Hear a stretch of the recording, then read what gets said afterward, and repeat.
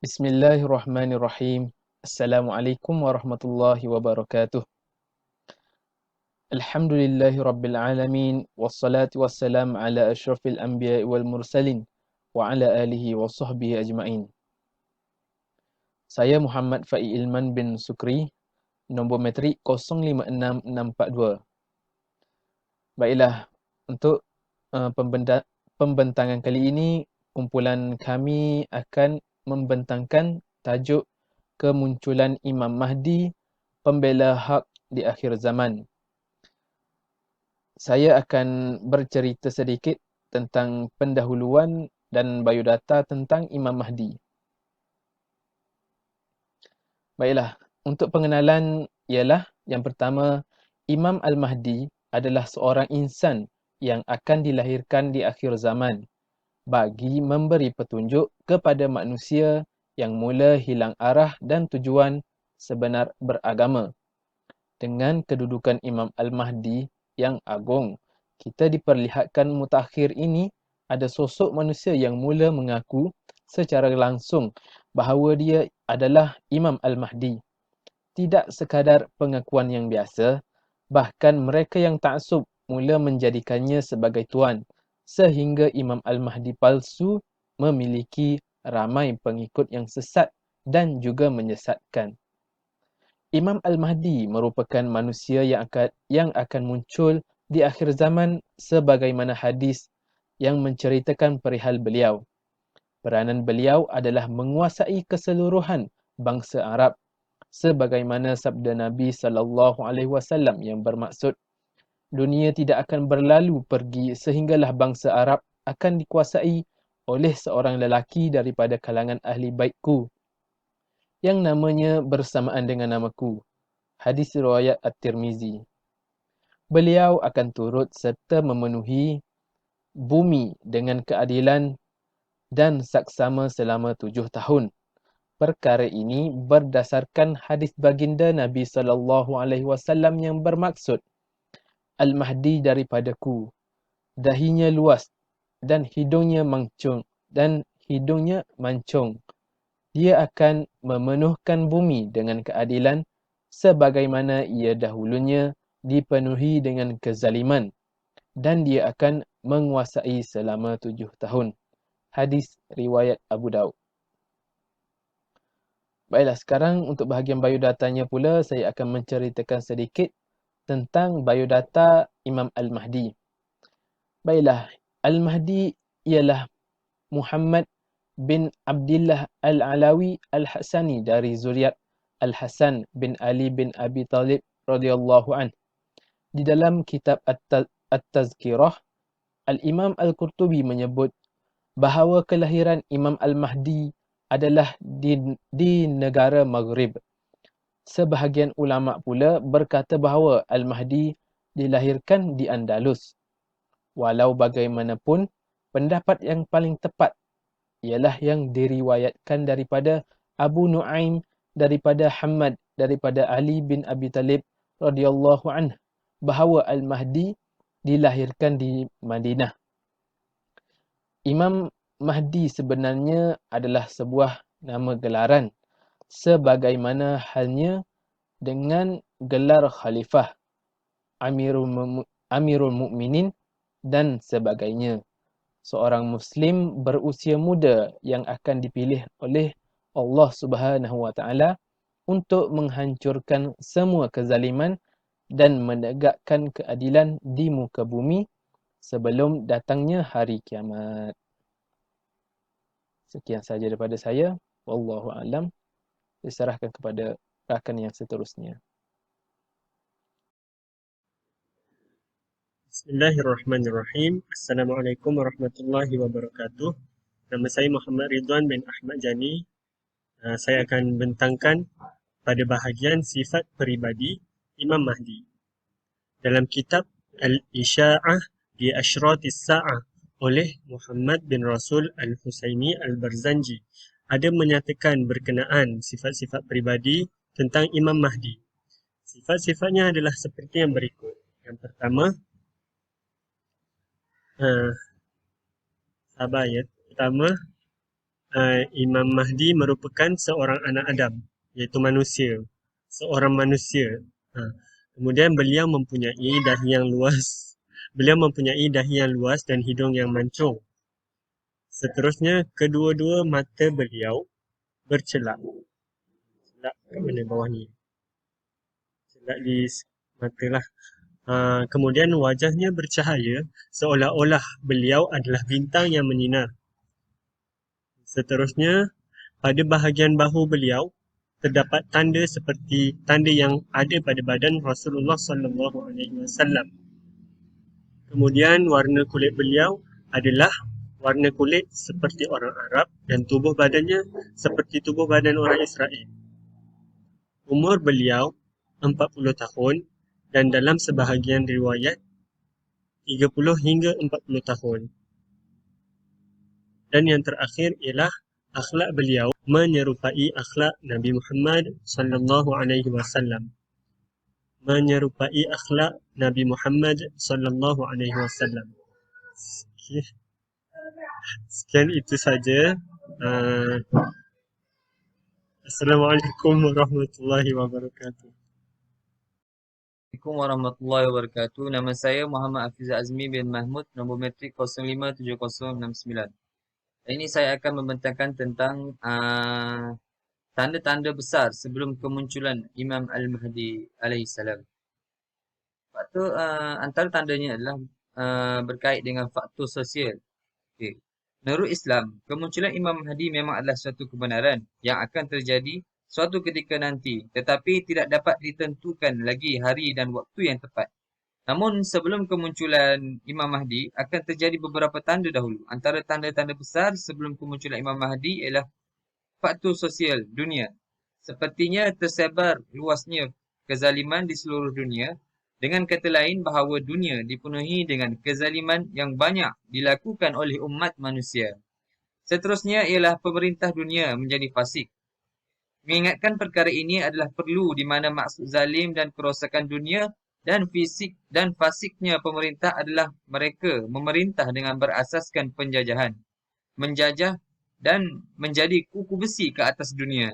Ianya bukanlah bermakna di dunia ini tidak akan ditemui insan yang adil dan sistem kerajaan yang adil, tetapi sistem pengadilan ke atas dunia adalah sistem orang-orang yang zalim dan yang membuat kerosakan. Sebagai contohnya, banyak negara Islam pada zaman ini menggunakan undang-undang yang digunakan pakai oleh negara barat yang tentunya ada percanggahan dengan undang-undang Islam seperti hukum hudud. Okey, seterusnya, selain itu, tanda-tandanya juga adalah mahalnya harga barang-barang dan kemerosotan ekonomi adalah merupakan akibat dari sistem pemerintahan yang zalim. Kemerosotan ini adalah berpunca juga dari permainan politik dan juga konspirasi dari pedagang-pedagang saham hebat dari barat. Seterusnya adalah munculnya para pembohong dan dajjal yang enggan mendakwa diri mereka sebagai pembaharu masyarakat. Kemunculan dajjal adalah termasuk salah satu tanda pasti kemunculan Imam Mahdi alaihissalam yang dinyatakan di dalam kitab-kitab agama yang terdahulu. Dajjal secara bahasanya bererti menutup kebenaran dengan kebatilan, penipuan, perangkap dan licik. Tidak membatas kepada seseorang tetapi ianya berbentuk umum dalam bentuk individu dan kumpulan askar yang tersembunyi dan penuh penipuan di mana mereka menipu kelompok masyarakat dan berdepan dengan kebenaran. Di samping itu, tanda yang lain adalah para pendusta dan pembohong dijadikan sebagai juru bicara rakyat, pemimpin masyarakat, misalnya seperti Sufyan. Sedangkan orang-orang yang soleh dan jujur akan dinafikan sifatnya dan dipinggirkan dari masyarakat. Seterusnya adalah faktor alami. Okey, terjadinya pelbagai bencana alam merupakan tanda dari tanda-tanda kemunculan Imam Mahdi alaihissalam. Dalam pelbagai riwayat telah dijelaskan bahawa suara guruh-guruh, gerhana bulan dan gerhana matahari di sebelah barat, dan di mana riwayat ini boleh digandingkan dengan peristiwa-peristiwa yang berlaku pada hari ini dan ianya juga boleh dinyatakan dalam pelbagai bentuk alasan seperti mana telah dinyatakan oleh Ustaz Syahid Mutahari, terbitnya matahari dari sebelah barat adalah rahmatnya dari Allah Subhanahu Wa Taala kepada kemunculan Islam dengan wasilahnya Imam Khomeini rahmat Allah ke atasnya, iaitu beliau datang dari Paris ke Iran. Seterusnya adalah faktor individu dan keajaiban. Antaranya adalah panggilan langit. Daripada zahir riwayat telah didapati sebelum atau ketika kemunculan Imam Mahdi alaihissalam, malaikat di langit telah bersuara dan umat manusia menyaksikannya. Malaikat ini adalah Jibril alaihissalam dan suara itu akan kedengaran di seluruh pelosok dunia dan sesiapa sahaja akan mendengar suara tersebut dengan bahasa dan dialeknya sendiri, tetapi tidak mampu menentukan arah datangnya suara tersebut. Di samping itu juga, syaitan akan menjerit bahawa Uthman telah mati dizalimi. Tujuannya adalah mahu mengelirukan umat manusia. Seterusnya, syahadah dan terbunuhnya nafsu zakiyah. Nafsu zakiyah adalah gelaran yang diberikan kepada pemuda dari keturunan Bani Hashim yang mana mempunyai kedudukan yang sangat mulia di mata dunia.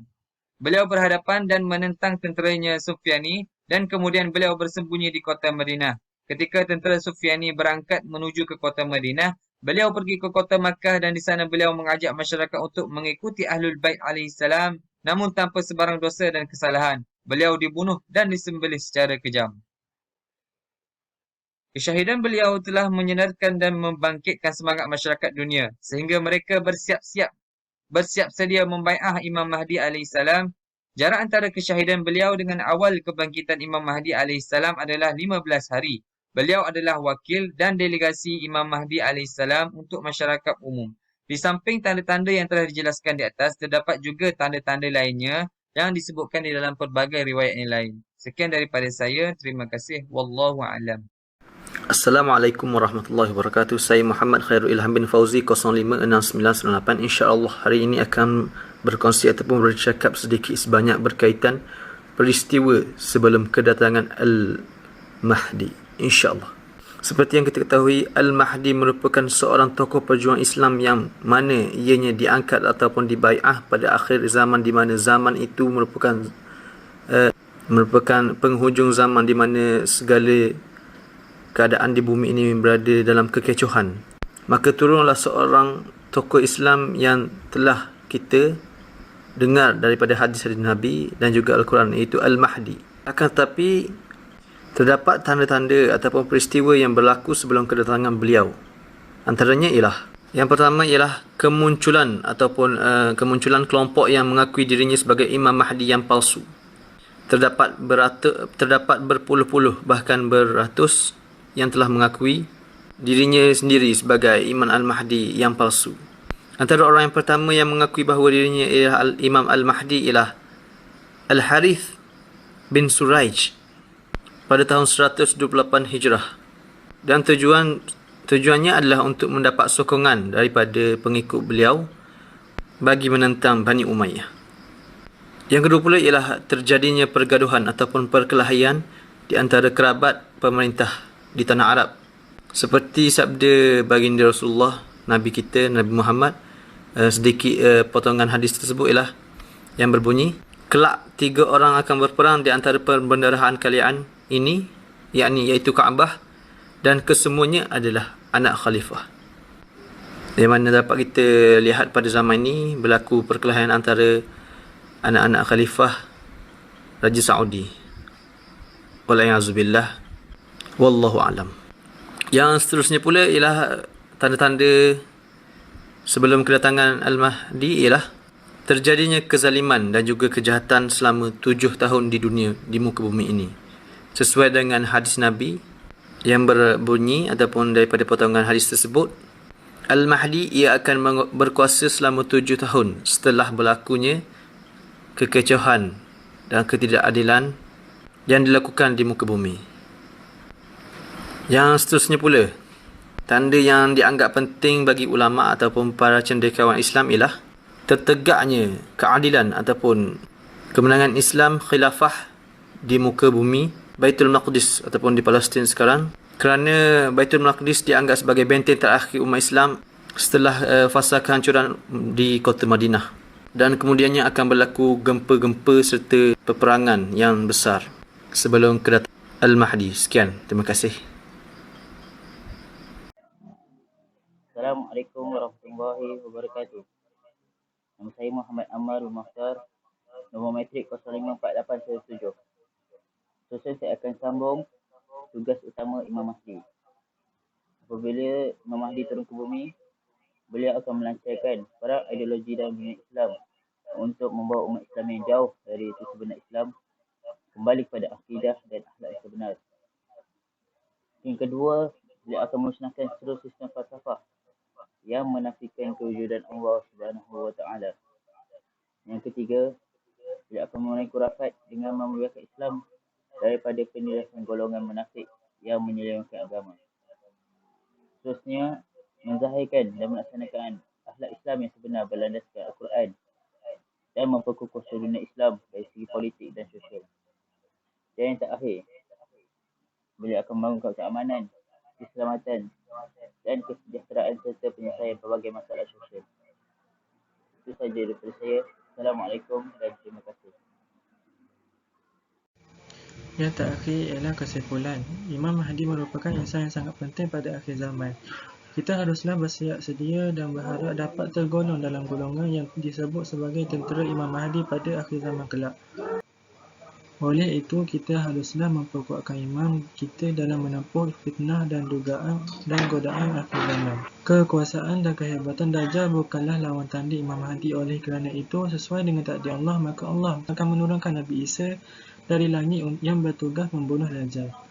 Natijahnya, kita haruslah sentiasa memperkuatkan iman kita dengan menghadiri kelas agama dan kuliah supaya dapat memantapkan lagi iman kita demi mempertahankan iman kita pada akhir zaman kelak.